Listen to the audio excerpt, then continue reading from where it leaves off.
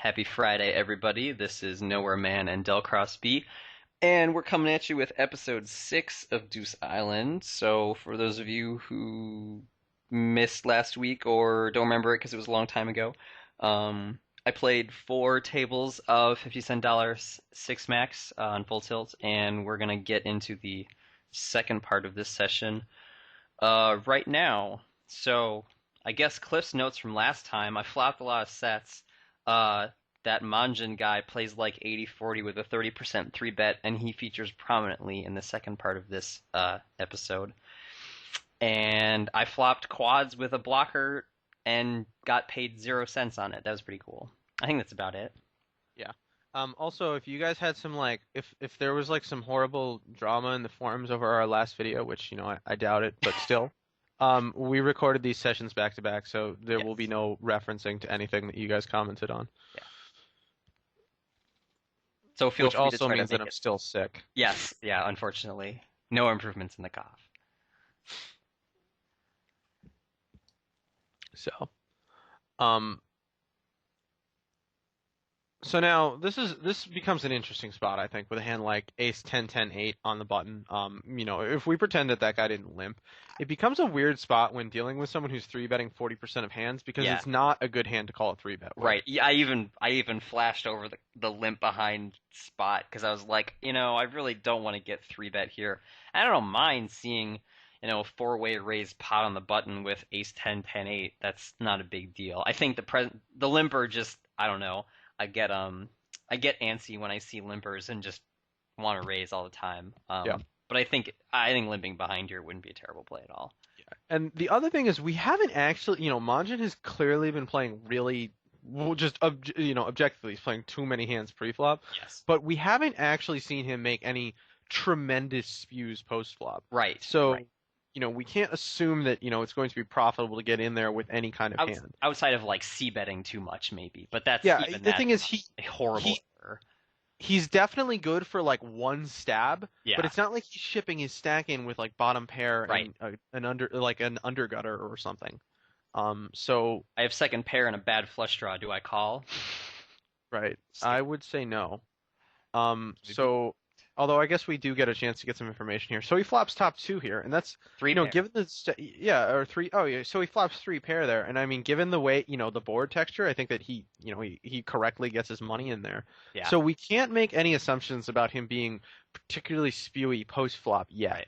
Right. I do think we can make some assumptions about the other guy, however, though. Yeah, that's a really bad stack off. Yeah. I mean, perhaps, I know, I think, it's entirely possible that YJ sees Manjan and is like, oh my God, this guy bets everything. I can get him to fold here or something like that. But the way that, the flop texture and the fact that somebody else called in the middle, like, you're never getting any fold equity here, and you have, like, no actual equity when you get your money in. So. Yeah, This seems like a non-better. misinterpretation, right? Yeah, a misinterpretation of Manjan's stats and what he's doing at the tables. Yeah, I would probably have just folded that hand, and Yeah. not felt. I mean, on all streets. I was gonna say, and not limped it under the gun, first of all. Right. But yeah, Um, so we end up flatting with aces here. I think that's fine. And I then, raised. I'm sorry, it limped around and you raised? Yeah, Okay, yeah. And then this is a pretty easy lead.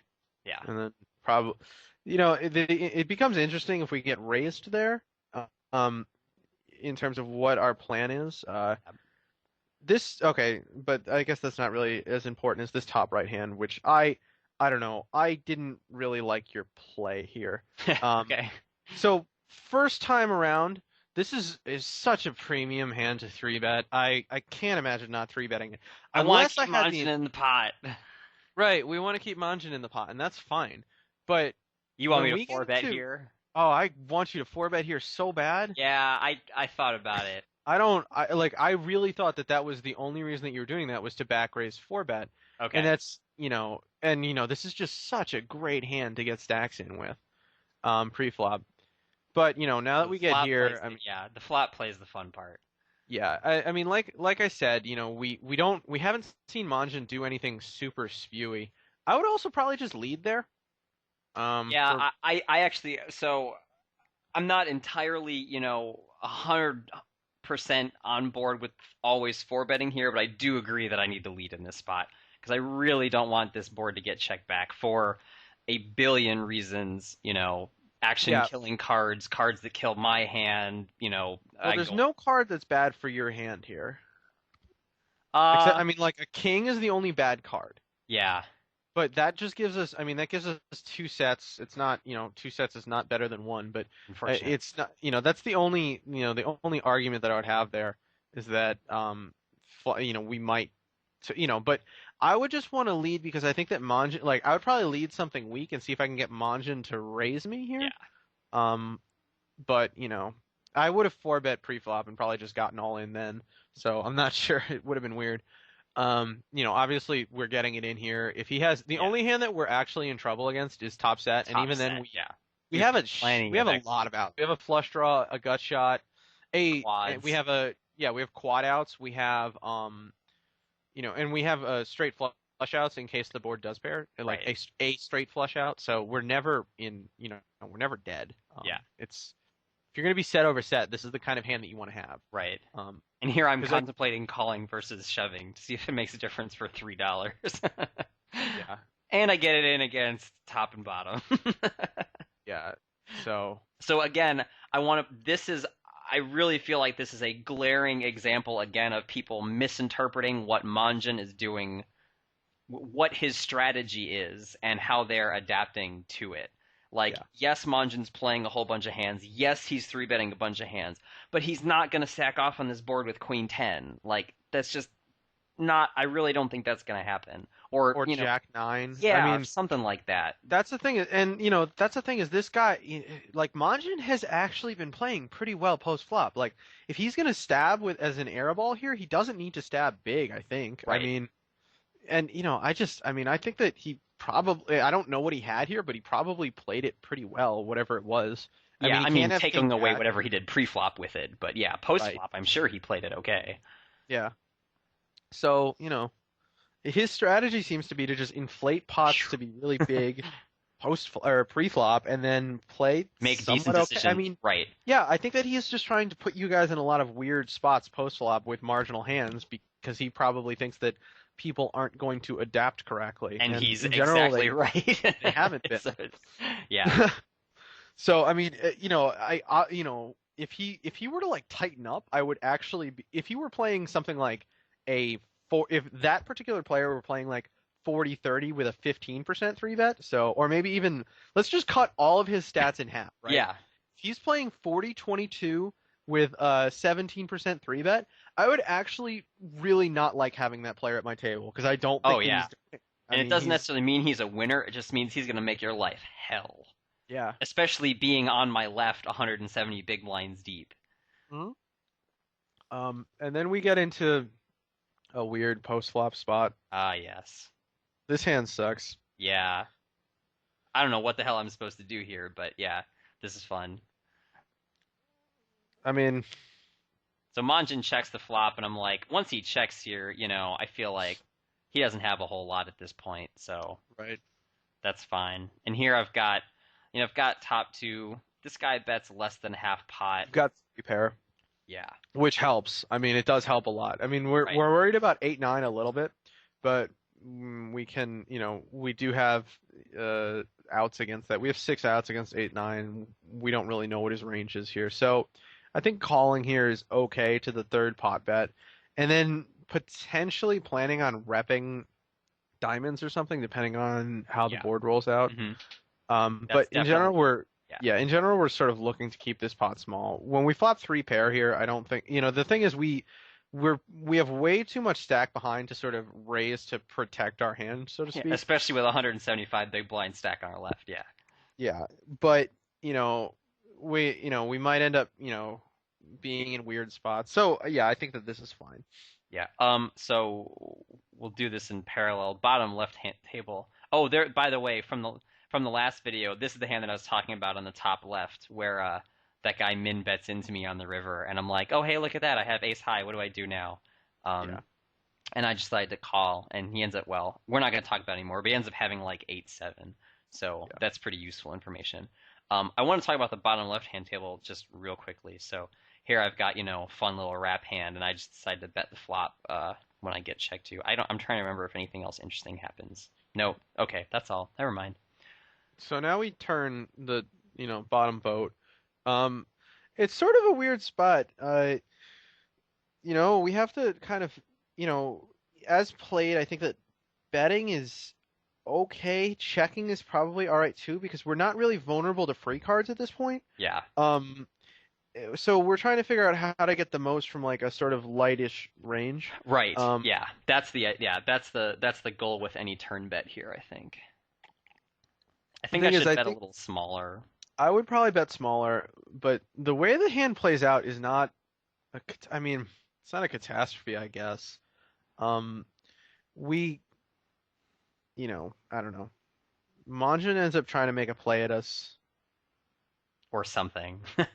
Or something. I mean, I don't know what Manjin could have here.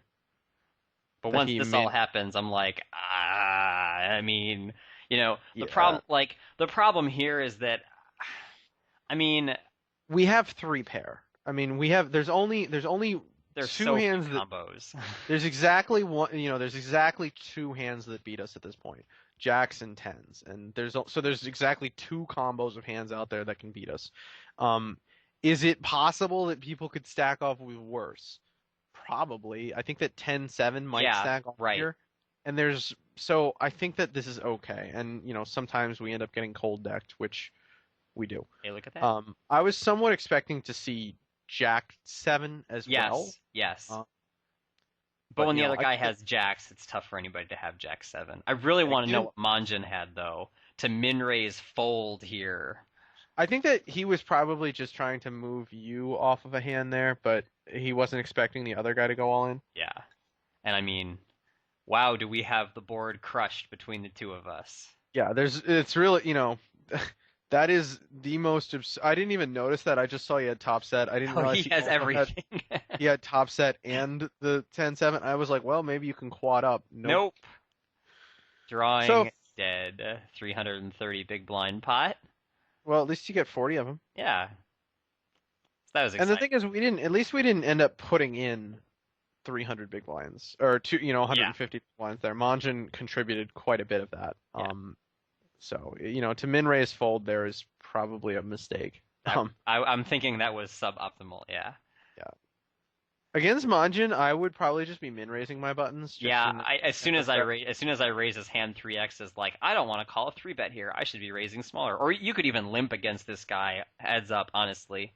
And then I call the 3-bet anyway, which is really dumb, I think. Like, even, I know people don't, like, people hate folding 3-bets in heads up, and I think there is a school of thought where your 3-bet to fold a 3-bet percentage heads up should be 0. I'm not entirely on board with that, especially when Manjin is only 67 BBs deep. Yeah, the thing is, in this particular case, like, when we come to a flop like this, if we flop a pair, I feel like we should be going with it. Did I type in the chat that I thought I should jam this if he was any deeper?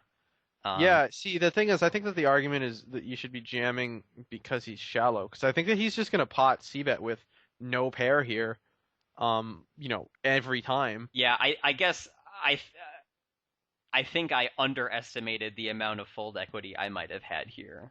He is deep enough where I think I can come over the top and he'll fold some of the time. Yeah.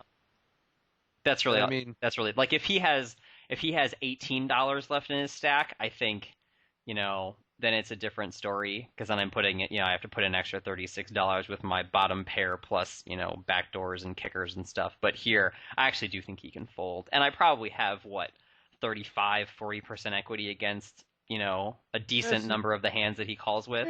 You're never you're probably never worse than like a 30%. You probably never have less than 30% equity, and he can definitely fold here. Yeah. So I think he's going to be so wide, and I think he can fold better. He'll fold 10s. He'll fold 9s. He'll fold. Yeah, it's funny. He'll fold a pocket pair, but he probably wouldn't fold a pair on the board. Right. Well, that makes sense because a pair on the board will have more equity. Yeah. Than a pocket pair. Not against my hand. Right. Yeah, see, I think I should just shove in that spot and not worry Yeah. about him being deeper. Yeah. Um, so that ended up being somewhat Fun. interesting. But yeah, he is playing like fairly well post flop. So, um, I think that this is where we start to realize that this Johann Bush guy is maybe playing a little loosey goosey. Yes. Um, I forget. I don't remember if I bet this turn or not. I think I do because I figure it, I'll know right away if he has a flush. Uh, yeah. yeah. I think that's, I mean, I have Um, no, I think that's fine. I can probably, I can get him to fold a bear ace there a decent amount of the time. I don't think he's really calling with much that's not a flush. And, right, that means I can get to fold hands that have like 95% equity against me on the turn. So that's always a good thing. right. We get into an obviously bizarre spot on the Oh, top right table. yeah. Uh, I'm not betting this river as a bluff. I think that we have enough showdown value now that we can just check it back and see what he has. Yeah. Because I think that, I mean, we're not getting him to fold a straight. You're probably, he might have been calling with like a turned jacks up, but now we beat all of his jacks up Yeah. hands. So I think that this is a pretty standard I'm check trying to back. think of what on earth I was trying to get him to do here. I may have been trying to get him to call with worse. I don't know that you bet the river. I'm just saying what our, I did check. I Okay, think, good. Oh, and that's he yeah, shows that's up right. And a I lot was of like, stuff. oh man, he has a set. I don't know that I don't know that that guy is going to fold though, given how Yeah. loose and passive he's been. I think that he might just decide like he's going to call despite like no matter how bad the board runs out. Um, so now that we've shown that we're not, we haven't done anything weird or pre-flop yet, so this is a pretty good spot to go for the four bet. Especially given his stack size, he's going to have Yeah. to commit too much money. Well, I have Um, double suited aces. I mean, I'm Well, always sometimes forcing, there's arguments for flatting for deception. Just sure. if someone is playing particularly spewy post flop, but in this particular case, Manjin is he just doesn't have enough money that he can profitably call with any hand Yeah. there. There's so obviously And we then just this jam. happens. Yeah, this is the first big spew I think we see him make post flop. Well, I guess that's not true because he did try and Win. min raise for 100 big blinds, Well, yeah. But he calls with gutter and and he gets instantly there. gets there. Yeah, so I mean, he's not priced in to call there, but I guess he just, No. maybe he's drunk. Who knows? Like, Always a gentleman. yes. Type nice hand into the chat. Which, by the way, I think 90, just for anyone who's ever played against me, if I say nice hand in chat, that probably means nice suck out fish. I mean, that's like pretty standard, I think, but I've found that I cannot chat. no. I end up tilting myself more than I tilt other people. So yeah, I don't mind the double barrel here. I have 9. Um, Given that I'm okay with actually jamming this river as well. Just because I think that Yeah, I was torn on what to do here. I have to admit.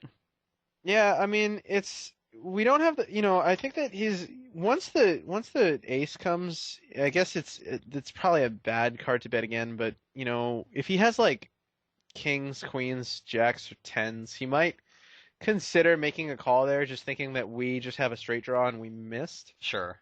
I mean, Uh, honestly, I was betting the river to try to hope to get a call from an ace. Like maybe he yeah, has, 6-7 with an ace, jack 10 with an ace, something like that. yeah, it's sort of hard, it's less likely that he's gonna back into the ace and then decide to bluff catch the river. Sure. Although, I end up liking, I think that That's why I I bet would. 750. Yeah, I guess I would probably do what I think looks bluffier, so I might have just potted it.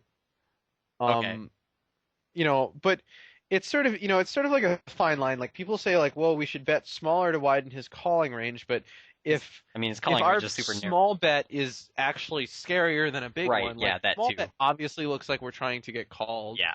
and he has no reason to believe that we would do that as a bluff. So unless he thinks that we're going to do that with an ace, it's sort of a weird, you know. I have a spot. feeling that thought process is not going that far. No, I agree. Um, Interesting spot with the straight against Manjin. Once it goes bet call, Overcall, nope. yeah, I think we have to fold. If it was just heads up, I'd debate over a call. I think I would look him up there. Yeah, I think so too.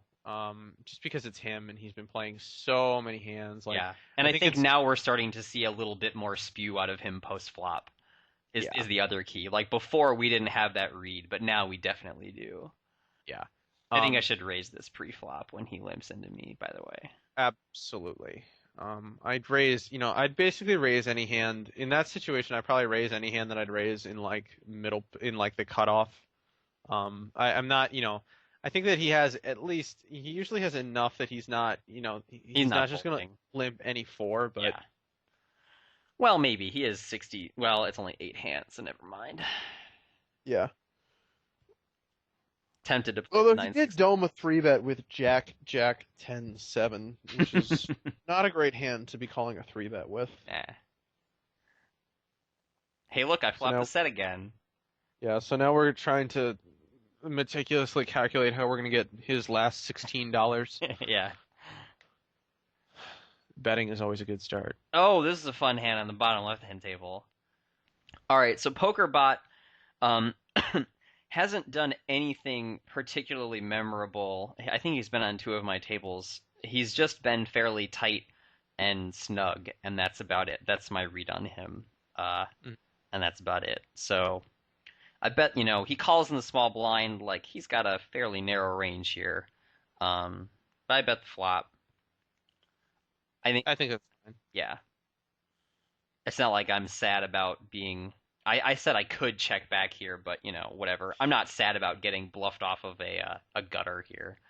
Well, yeah, the thing is, in a spot like this, when you have a gutter and a backdoor flush draw, I would much rather just bet the flop in the hopes of picking up equity and allowing myself to two barrel. Right. Whereas, in another, otherwise, if I had like nothing, I'd on a board this wet, I'd probably check it back And and try then to maybe go delayed for a C delayed bet. Yeah. C bet. Um, Yeah. so yeah, So he calls the flop, and I'm like, all right, he can have a bunch of stuff. Like Ace Queen 10 makes sense, especially if he doesn't have a flush draw to go with it. Lots of King X hands, maybe some weak 2 pairs, a lot of stuff like that. Flush draws for sure too. Um, and we turn another gutter. yeah. So obviously it's time to fire again. Right. Um, which I do. And he obliges by calling. Yeah, this is a really weird spot. His calling range is probably, it's starting to look a lot like flush draws. I feel like a lot of his made Yeah. hands would probably be, would be making a move at the pot at this point, Right. or Yes. And I you think know, especially Queen 10, I think is shoving this turn a huge percentage of the time. yeah. So I think I So can, he has to put you on Queen 10 to not want to check jam with his, with something like King Jack or something. yeah. So it's sort of I don't know. I think that his range is starting to look a lot like flush draws and maybe combo draws. Yeah. So So he checks, and I say, well, I got ace high, and I probably don't beat what he's got with ace high, so it's time for the third barrel. And I mean, the key for me here is really that he didn't jam the turn. So I know he very, very rarely has queen 10, and I can very easily have queen 10. yeah, So this just, I think that's a pretty good spot for a three barrel. yeah, and he snap He folds. snap folds. So that was cool. Okay, good. Yeah. Um, yeah, that's a pretty reasonable spot to be three barreling, especially with a queen blocker in our hand. Right. And we have equity when called, and we can obviously, you know, value bet rivers depending on how the board rolls off. I think that that's fine. Hey, look what you did again. Yeah. And then against that guy, I mean, he has no stack. It's the driest board in the world, but whatever. Yeah. I mean, you're still gonna bet just Yeah. because I'd rather do something kind of weird like bet check bet than Then rather check. than ever check the flop. Yeah. Because you're just never Um, checking that flop with air, ever, ever, ever, ever, ever. right. The hand on the top right ends up becoming somewhat interesting, and I'm not sure. I felt like you might have misplayed it a little bit. I don't remember Um, this hand, but I wouldn't be surprised at all. okay, so we flopped top pair in an open ender. This is like the easiest C bet ever, and against Monjin, I'd probably just bet 3 bet. So now Oh, we, right. Oh, yeah. yeah, Okay. so now we turn two pair, Ah, and I, he donks. I think that given that, on the river the pot's going to be 75, we need to decide right now yeah, if we're going with it or we're not. yeah. I agree. Um, I wouldn't, because I think that Monjin is, at this point we think that he's definitely capable of firing as a bluff. So against, some players, it's more reasonable to just call and then give up if they fire in the river because they're not going to fire the river as a bluff. But he But can. I think Monjin can, and he'll fire with a lot of hands that, turn to equity and then have, like, that would otherwise have to give up. So if he has like 6-4 with a spade draw, I think he's going to bet this turn and then jam any river. Yeah. Um, And so this is different from one of the hands we saw earlier. We were like, we can call this turn fine and just give up the river when he bets again. But this, different player type, got to play it differently. yeah, so So, I would have either called or folded the turn. Um, and given your hand, I would probably call. I think that we beat any two pair that I think that we beat any sort of two pair that you might have. Um, and I might, the only cards that I might consider folding on would be spades. yeah. Um, but I'm I mean, calling a almost five isn't really a good card either, honestly. It's not. It's not a. But the thing is, he's playing 83% of hands at this point. Yeah, but all he So needs is a deuce and any, of five other cards, and he's got me beat there. yeah, I guess I just feel like the chance Or a that, seven, I and I'm any other card in still the deck. I'm still willing to call on a deuce, a five, or a seven. Just because I think that he's gonna have so many like crazy, like he'll have like Jack 6 Queen here with turn spades and just decide like, oh, I'm gonna barrel. So in that, given that I think he's playing, almost any hand with like a pair in it, Yeah. I'm pretty inclined to call here or to just call. I feel like I'm I more optimistic on a deuce or a seven than I am on a five. But, Right. Well, I mean, a deuce gives us a straight, so well, yeah. like Sorry. yeah, if we river a straight, I think it's a trivial call. Yeah, definitely. But a seven, I think, is an easier. Oh, yeah, that's right. That's why deuces and sevens don't matter. Both of those cards give me a straight.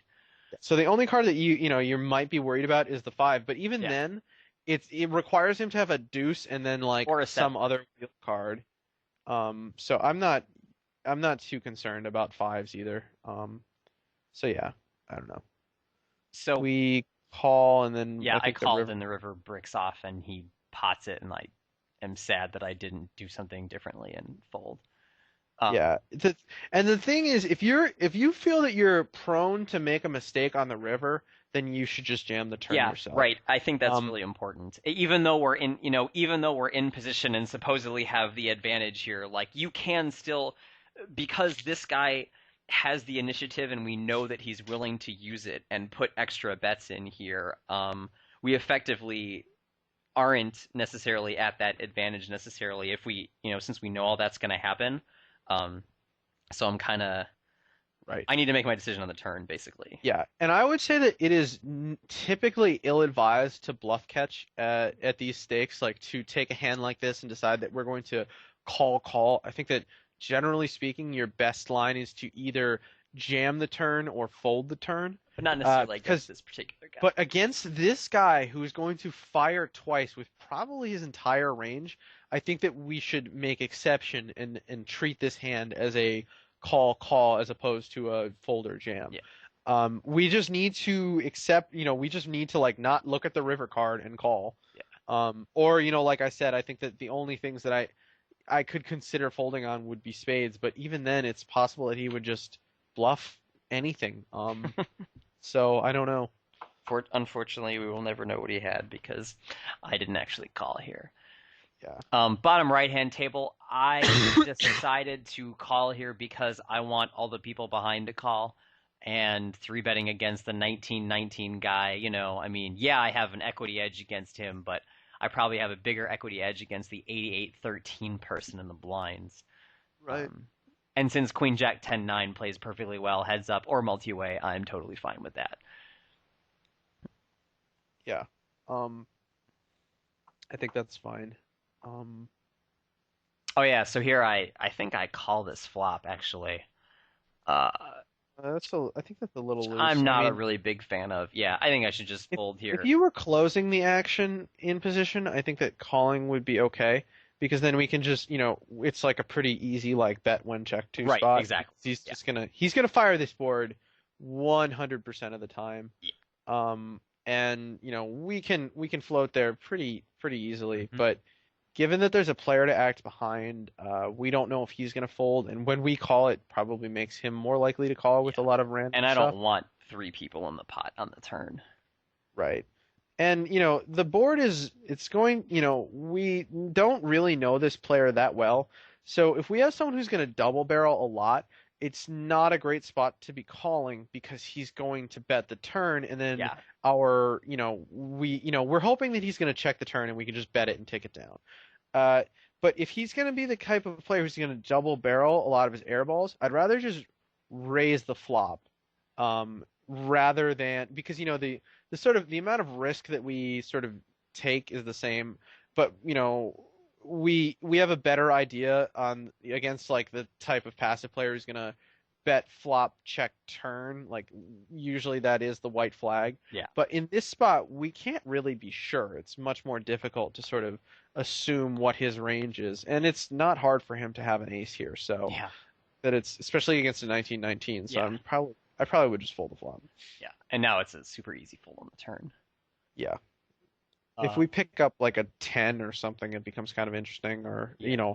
we have enough backdoor equity that with a hand like that, I would rather call against a frequent two-barreler than raise, just because we have a hand that stands to be able to pick up a lot of equity on the turn. Right. And a lot of those cards are going to be ones that he's going to barrel, Hmm. and I can just jam.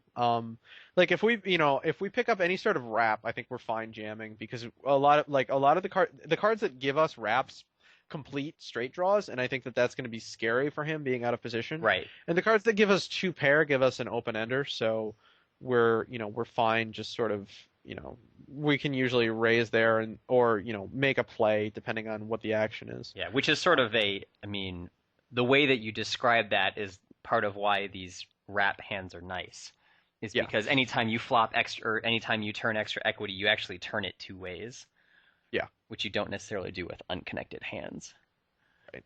Um, so bottom left hand table, I think is another Jason just decides to double barrel spot. Um, Yeah, when I have Not really a whole lot to given say that you here. have yeah, given that you have top pair and you have blockers to the straight draw, Yeah. I think that this is not a great spot to be double barreling. And we don't really have a read on this player yet. He's playing a lot of hands, so it makes it more likely that he can have like random flush draws. And we have showdown value against his range there, so I don't necessarily think that we need to turn a hand like that into a bluff, Yeah. so to speak. Yeah, But hey, I was in the mood to fire two streets a lot, so it just yeah. came down the line. It's good to know that I'm not the only one who posts tilted sessions for video reviews. Yeah, I wasn't necessarily tilted, I would say. I just wanted to two barrel a lot. I played a pretty feverish session last night where I was not feeling No well way. and went on like, yeah, well, I went on like a one, there was just like some crazy fish sitting with me. And at one point I even got him heads up on like um, four tables of Rush PLO 50. So, just like ridiculous number of Oh hands. yeah. I went on something like a 15 buy-in swing and ended up like up two buy-ins. But, to just go through such like a terrible swing was pretty painful. So here we go again on the top right hand table. This is fun. I raised I think I raised pre-flop. Yeah. I raised pre-flop. This guy who is the guy that I called the flop with and folded the turn on the bottom right hand table a little while ago. He calls on the button, and I bet this flop, and he calls and turns a queen, and I bet again. I think I'm okay with this. If he has a queen, I'm going to find out right now. I think he folds most of his, 3-4, 7-4, 7-8 type hands like that. And I don't really want to check call and see what in God's name might happen on the river. Uh, Yeah, I'm actually less optimistic that he's going to fold a 7-8 type hand, yeah? just because because I think that he probably doesn't. If we have a queen here, we probably don't have a boat. And there's still a lot of stack to play for. So I think that he might opt to call a lot there and then sort of see how you play. Especially given that he's seen that he can move you off of hands. But But I I'm think that it's never folding a queen here. well. I don't think that he's going to raise with him, but I think that he might call and then sort of evaluate I rivers. guess I Um, guess the river is more the problem. Like, if he's got 7-8 and a 9 comes, I mean, it's very likely that that gives me a boat if I have a queen.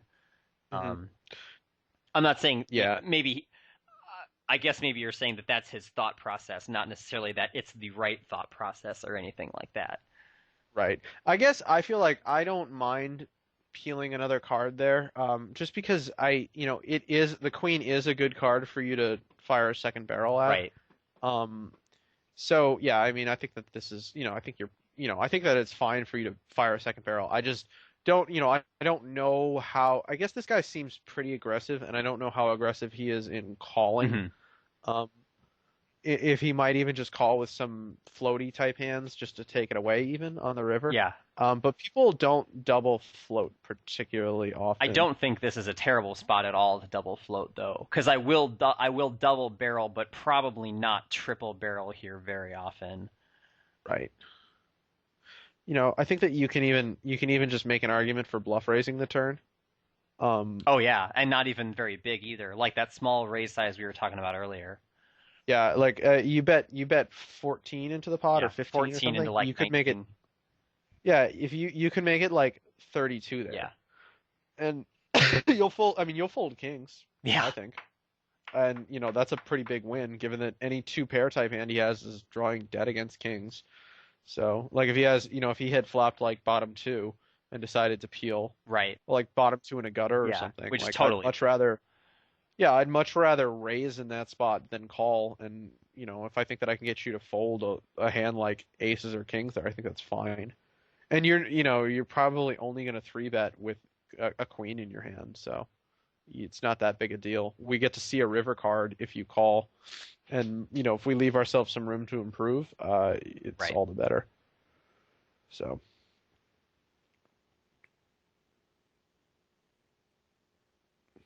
yeah, you do.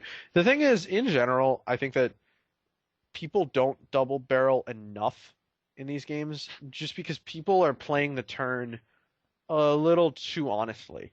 People tend to just make moves at the pot on the flop with Right. their big draws and are a lot less likely to go for, fancy turn plays. And the other thing is a lot of times a turn check is what it looks like. It's a It's pretty weakness. honest Yeah. check. And so I don't know, I've been able to get stacks in on turn check raises like a lot lately with hands like just, top two, top and middle, and get stacks in really good because people commit themselves with like a turn draw or Right. something.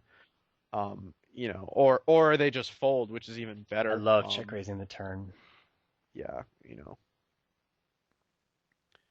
Um, but given that people just aren't double barreling a ton out of position, I think it's fine to make either play.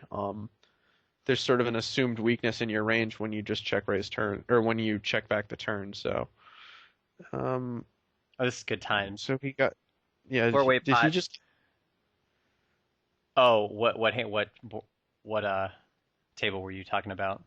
I was looking at table one. I haven't seen any of this video yet, so it's all coming. I'm sort of getting it as we go. But I was just surprised to see that he got it in with a naked open ender on that last hand, I think.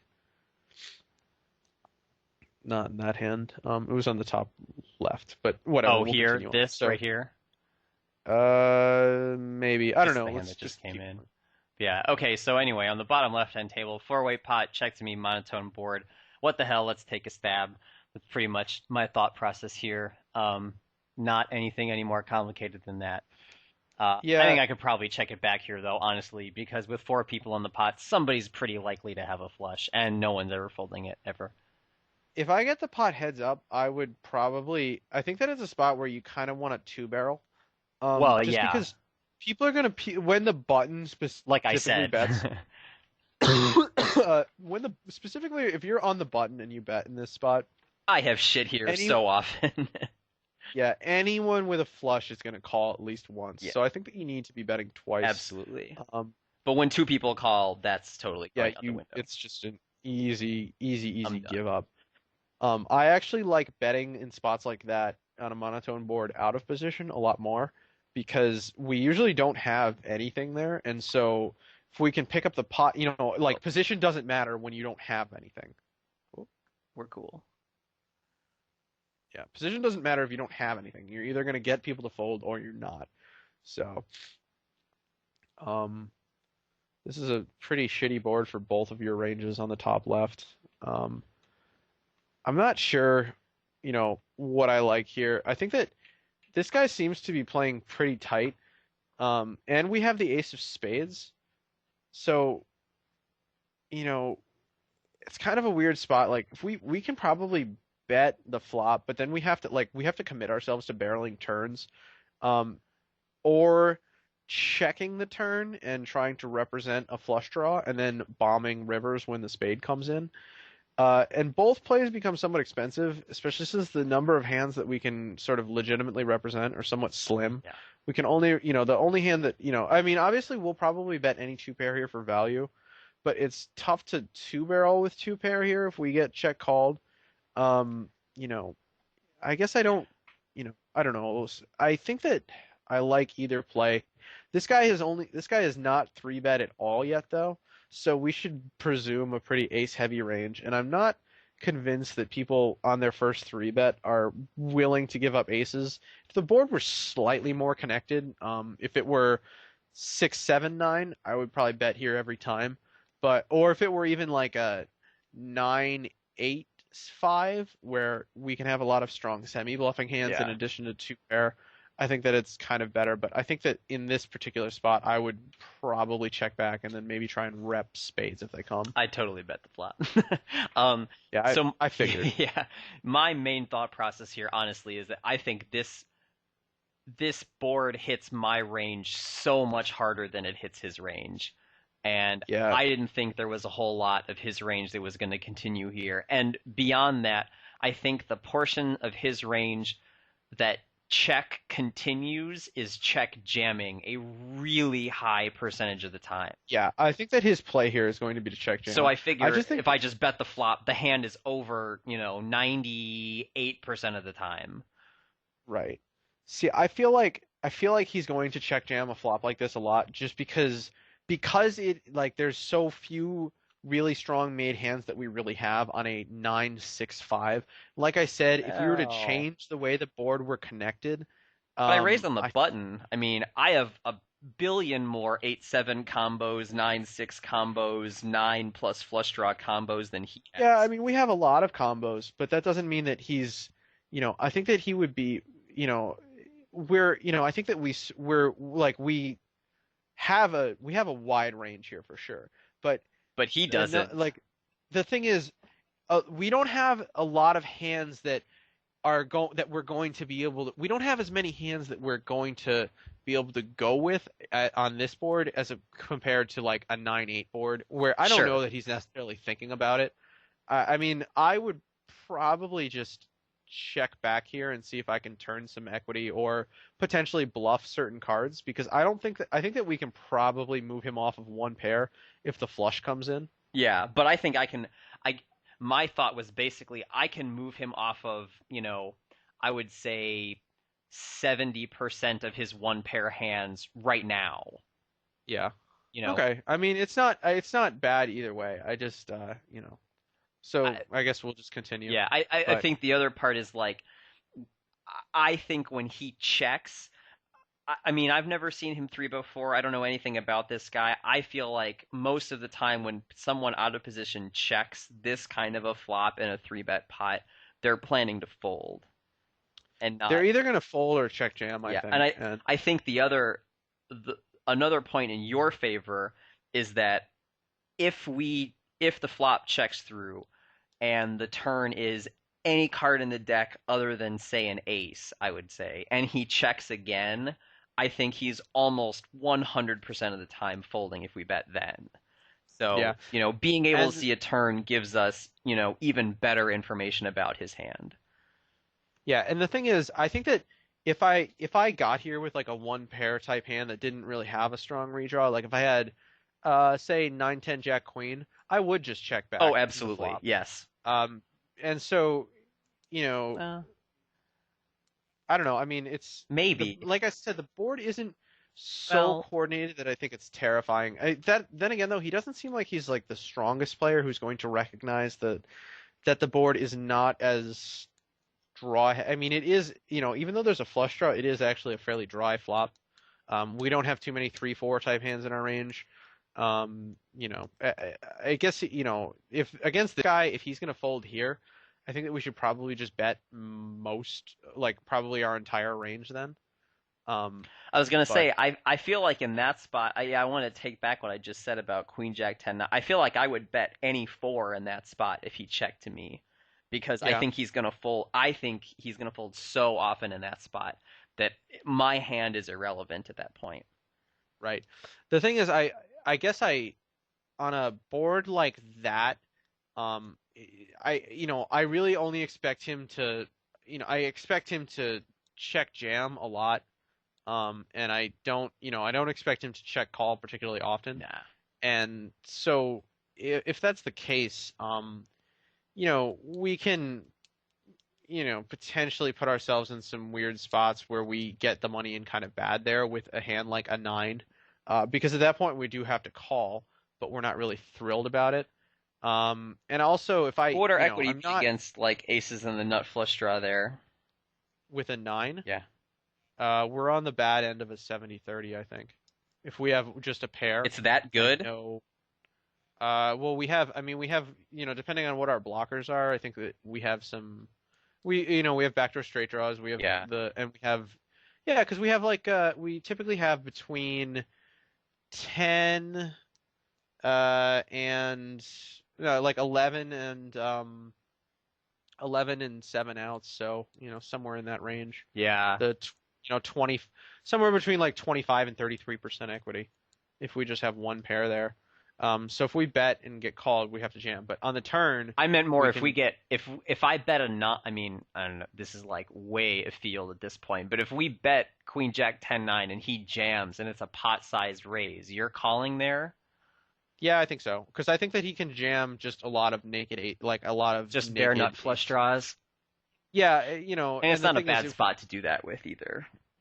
right. And if he ever has, I think that he's mostly going to look to close the action, with a final bet for the most fold equity And in a spot rightfully like that, so.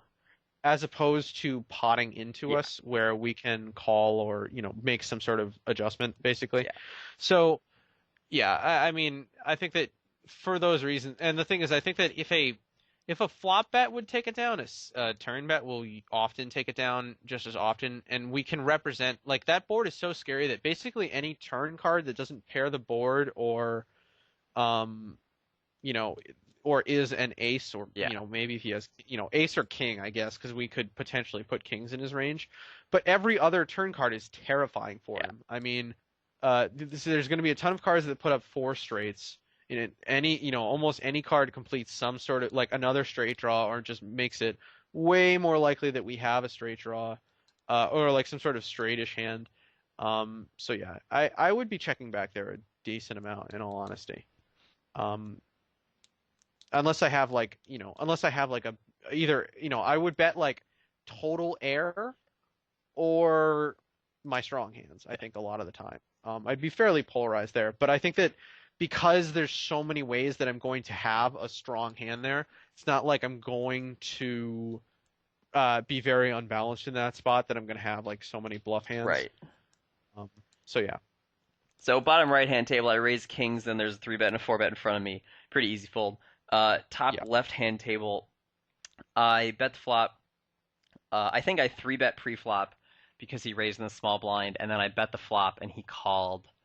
And Uh-huh. I turn straight and he bets like 27% of the pot. Right. And I feel like I gotta peel once. Let's see what's going on Yeah, here. the thing is you're gonna have to peel once there, and he's gonna probably bet the river a vast majority of the time. It's gonna be a gross spot, sort of no matter what you do. Yeah, Um, I could fold here, I guess. eh, But I don't know. I I don't just know. don't. I really. I feel like he checks just enough, or like the board. I think the board can pair or something like that, and he can check it back with some bluffs or something like that. Mhm. Just often enough for me to not beat it. Or he could just be betting like the same hand, very, very weak here, Yeah, I don't. which you'll see players do. Yeah, I decided to fold the river though once he bets again here. Yeah. I think especially with the 10 bringing a higher, if he were even betting like 10-9 or sorry 9-6 on the turn, the 10 coming brings bigger straights out there. I can have a weak flush, that kind of thing. Like I just don't think he's betting that kind of hand on the river. hmm It's a really weird spot, and he gets a really good price on his bluff, obviously. Yeah. But if he's bluffing, If he you is, know, but I think that the vast majority of the time he's gonna have a value hand yeah, here. I think like I said in the chat, I think this is a bluff or sorry, a flush a pretty high percentage of the time. Right. So I can't remember if anything interesting happens with this queen's hand. I think I just bet the flop and like get raised or something and then give up. Yeah. I think that's fine. We don't really have any, we don't have a lot of equity here. If you get called, I mean, even Uh, if you get called, yeah, we're just done with the hand. yeah. Flush comes in. If he I feel like if this person doesn't have a queen, they have a flush draw, and I don't Right. think I can get them off of a queen for one bet, and I'm certainly not going to try to double barrel them off of it. So let's just quit now. Yeah. I think that's fine. And I Especially like since this snap. guy seems to be pretty loose. Like I bet he would probably call with like a lot of flush draws here, Yeah. and he snap pots Yeah. it. So I'm So like, okay, good decision. yeah. So good player to go for like a turn check raise with like a turned boat because he'll pay off, I Yes, think. yes, totally. Which is convenient because he's on my left. And that's, looking for that kind of situation. Seeing that kind of hand isn't the worst thing in the world because now I know that I can, make that check raise play against him in the future. So after I'm like, oh well, didn't win the hand, I can write the note down if I'm smart, unlike what I do in the actual video, um, and then own him next time. Right. Um, Top right, I think I'm just leading, and then Yep. yeah, I think that's fine. If we get raised here, it's kind of a weird spot since we are, the pot is small, Yeah. but He's only got. if we get raised there, I mean, I don't know, it's kind of close, I think. Oh, he doesn't have any Uh, money, so Yeah, he only has 25 big blinds, but I'd probably expect to be flipping. But if a 10 can be good there, which it sure. probably can be a lot of the time, I think that it's not bad to just go for it. Um, Sort of an interesting decision here. I would probably squeeze because the opener has $11 in front of him. Yeah. Maybe I Um, could. Well, I'm trying to think of what I could. Could I min 3-bet and get him to come over the top and still have I would, room? I can't. I'm not sure if I could. Because for I don't really want to like squeeze and then have the big blind call and then the short guy call and then the other guy call and then be in, a four-way $35 pot here. I guess I just feel like we're probably gonna have a reasonable amount of fold equity in that spot. Yeah. Against certainly against the big blind, and often against the other player. just because in order for us to squeeze there, we clearly have to have a value hand, Oh yeah. and he's gonna have to show down no matter what. And so a lot of those rundown type hands that he might want to call with lose a lot of value since he's gonna have to get those to Yeah. showdown and win, to win the Yeah, so he majority of has the to pot flop there. pretty well. Yeah, so I don't necessarily know that he's gonna want to call with his entire range there, hoping to move us off of a hand on a later street or something. And it's gonna be a pretty big squeeze. So Yeah, once this flop comes and I don't actually squeeze, there's not really anything I can do. So I think yeah, well, you can hope that it checks through. yeah, which is nice. Yeah, But I think we pretty much I don't remember what happens here actually. I would say that at this point we can assume that your flush draw is good. Yes.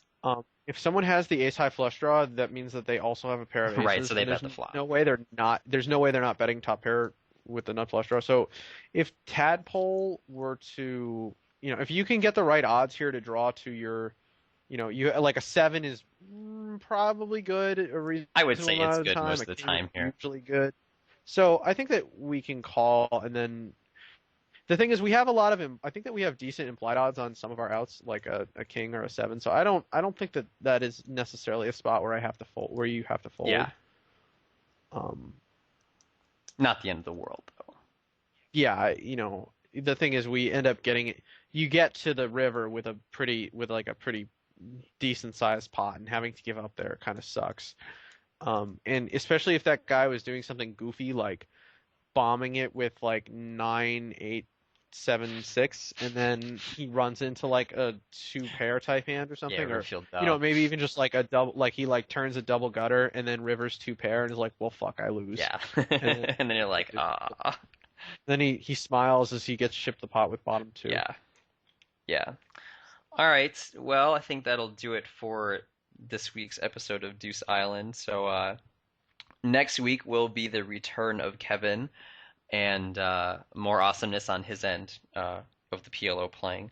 So, Well, it'll either be awesome or tilted, so maybe we'll take a vote and see what people want. oh yeah, there you go. Maybe we can, yeah, there we go. Maybe we can have, if you guys have any requests for how you want Kevin to play an episode Yeah, no, 7 and 8. okay. As a serious comment, I would take requests if you guys want to see like if you guys prefer deep play or short play, let me know, and I'll be happy to play either one of those, or cap or even some. I'm not gonna play heads up, but I'd be willing to play some heads up sit and goes if people wanted to see those, but probably not. I think so if you guys want to see some like short or deep stack PLO, let me know. Yeah. And I'll talk about the adjustments that you make in those. Otherwise, if you made it this far through the video, good for you, and we'll see you next week. All right. Take it easy, guys.